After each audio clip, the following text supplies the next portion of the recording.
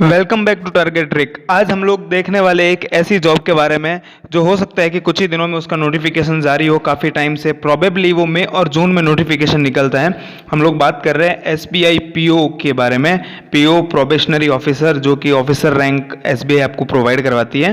Then आज हम लोग इस वीडियो में पर्टिकुलरली देखने वाले इसका नोटिफिकेशन कब आता है, वैकेंसीज कितनी रहती है, एलिजिबिलिटी क्या है, एजुकेशन क्वालिफिकेशन क्या है और उसके स्टेजेस कितने होते हैं, कितने आप अटेम्प्ट दे सकते हैं। तो one by one will go.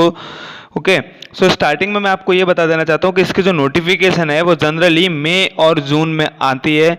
इस बार हो सकता है कि कुछ लेट हो जाए। और पर्टिकुलरली वैकेंसीज रहती है 2200, 2200 वैकेंसी हमेशा रहती है। और जो एग्ज़ाम का जो प्रोसीजर होता है वो 3 राउंड में होता है। पहला होता है प्रीलिम, देन होता है mains and the last one is interview. Eligibility की बात करें तो सबसे पहले अगर एज लिमिट देखें तो एज लिमिट आपकी 21 ईयर्स टू 30 ईयर्स तक होनी चाहिए। देन नेशनलिटी ऑब्वियसली इंडियन या फिर subject of Nepal and Bhutan, लेकिन आपके पास उसका रजिस्ट्रेशन होना चाहिए।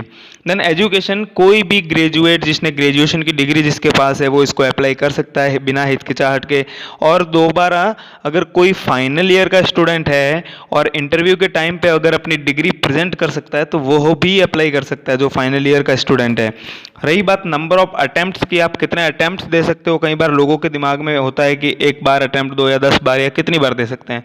तो अगर आप जनरल कैटेगरी में आते हो तो आपके 4 अटेम्प्ट बनते हैं। अगर आप जनरल कैटेगरी को और पीडब्ल्यूडी मतलब आप विकलांग हो या फिर दिव्यांग जिसको बोलते हैं तो आप 7 अटेम्प्ट दे सकते हैं। ओबीसी या फिर ओबीसी विकलांग या ओबीसी दिव्यांग है तो अभी आप 7 अटेम्प्ट दे सकते हैं। एंड अगर एससी एसटी से आप बिलोंग करते हो तो unlimited, there will be no restriction, कितने भी अटेम्प्ट वो दे सकते हैं।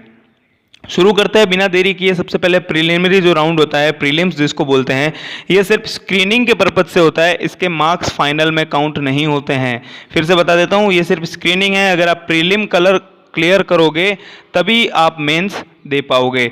तो जो प्रीलिम का सिलेबस है अभी स्क्रीन पे दिख रहा है आपको, English language, reasoning ability and quantitative aptitude, सभी जो है वो 20 मिनट्स का आपके पास टाइम होता है। और उस 20 मिनट्स में इंग्लिश के 30 क्वेश्चंस होते हैं, रीजनिंग के 35 क्वेश्चंस होंगे एंड क्वांटिटेटिव एप्टीट्यूड के भी 35 क्वेश्चन होंगे। तो टोटल क्वेश्चन हो गए आपके 100 एंड टाइम है आपके पास 60 मिनट्स। आपको ये क्लियर करने हैं 100 क्वेश्चन अंडर 60 मिनट्स। लेकिन यहाँ पे एक बात आ जाती है जो है नेगेटिव मार्किंग। नेगेटिव मार्किंग का मतलब यह है कि 1 मार्क आपको प्रॉपर करेक्ट आंसर का मिलेगा और अगर आपने गलत आंसर लिखा है तो -0.25 आपको अवॉर्ड किया जाएगा। एंड अगर कोई अटेम्प्ट नहीं किया है तो वो बिल्कुल जीरो के खाते में जाएगा, वो कुछ नहीं गिना जाएगा। प्रीलिम का जो पर्टिकुलर जो तीनों टॉपिक हैं उनका सिलेबस आपको लिंक के डिस्क्रिप्शन में मिल जाएगा कि उसमें क्या क्या टॉपिक्स रहते हैं। देन आगे अगर मैं बात करूं मेंस के बारे में तो मेंस होता है अब हमारा 3 घंटे का पेपर, जिसमें होते हैं 155 क्वेश्चन और 200 मार्क्स का ये होता है पेपर। बहुत ही, अगर जिसने प्रीलिम पार किया है वही मेंस क्लियर करेगा, उसके लास्ट में स्कोर जुड़ता है टोटल में। तो जो मेंस है वो भी 2 पार्ट में होता है, एक तो ऑब्जेक्टिव जो एमसीक्यू बिल्कुल है एंड सेकंड आपका है सब्जेक्टिव पेपर हो जाएगा। ऑब्जेक्टिव के अंदर भी लगभग वही टॉपिक रहते हैं लेकिन इसमें कुछ और टॉपिक जुड़ जाते हैं। जैसे पहला मैंने बताया था इंग्लिश लैंग्वेज, तो इधर भी इंग्लिश लैंग्वेज का है। देन क्वांटिटेटिव एप्टीट्यूड या फिर डाटा इंटरप्रिटेशन और डाटा एनालिसिस, ये सेकेंड टॉपिक है आपका। थर्ड टॉपिक है आपका लॉजिकल रीजनिंग या फिर computer awareness. And last topic है बैंकिंग अवेयरनेस। बैंकिंग अवेयरनेस यहाँ पे बहुत इंपॉर्टेंट है। टोटल नंबर ऑफ क्वेश्चन इसमें रहता है 155 और आपको 200 मार्क्स का ये रहता है पेपर और टाइम दिया जाता है बिल्कुल 3 घंटे का। इसमें भी मार्किंग स्कीम वही है, 1 मार्क करेक्ट आंसर के लिए मिलेगा और 0.25 मार्क्स नेगेटिव मार्क्स काउंट होंगे आपके। डिस्क्रिप्टिव जो होता है इसका जो मेंस का दूसरा पार्ट है, डिस्क्रिप्टिव या फिर सब्जेक्टिव बोल दो, तो वो 50 मार्क्स का होता है। उसमें आपको 30 मिनट्स के टाइम में लेटर राइटिंग एंड ऐसे राइटिंग दोनों करनी है। वो दोनों करने के बाद में आपको स्कोर देखा जाता है प्रीलिम मेंस में। ऑब्जेक्टिव और सब्जेक्टिव का मिला के अगर आप क्वालिफाई करते हो तो आपको इंटरव्यू और जीडी के लिए या फिर जीआई के लिए आपको बुलाया जाता है। और वो जीआई और इंटरव्यू क्लियर करने के बाद में ऑल ओवर आपकी कट ऑफ निकलती है और ऑल ओवर कट ऑफ के बाद में आपको पहले ट्रेनिंग दी जाती है, फिर आपको पीओ के रूप में ज्वाइनिंग दिलवाते हैं।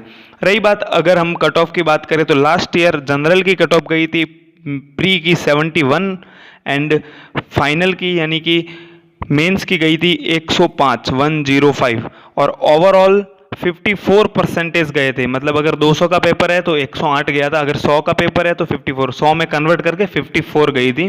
वो भी लिंक में आपको अवेलेबल रहेगा।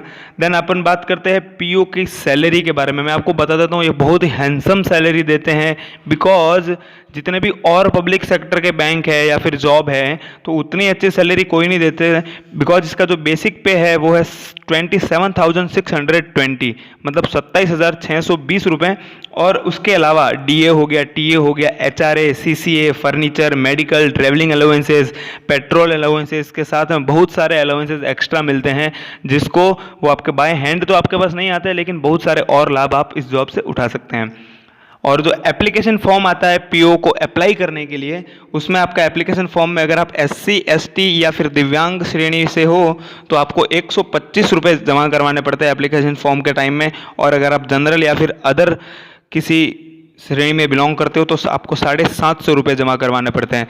तो ये तो वो सारी बात हो गई, लेकिन अब हम प्रिपेयर कैसे करें? तो प्रिपेयर करने के लिए आपको ज़्यादा घबराने की ज़रूरत नहीं है। आपके पास अगर 4 महीने हैं तो आप अच्छे से प्रिपेयर कर सकते हो रेगुलर बेसिस पे।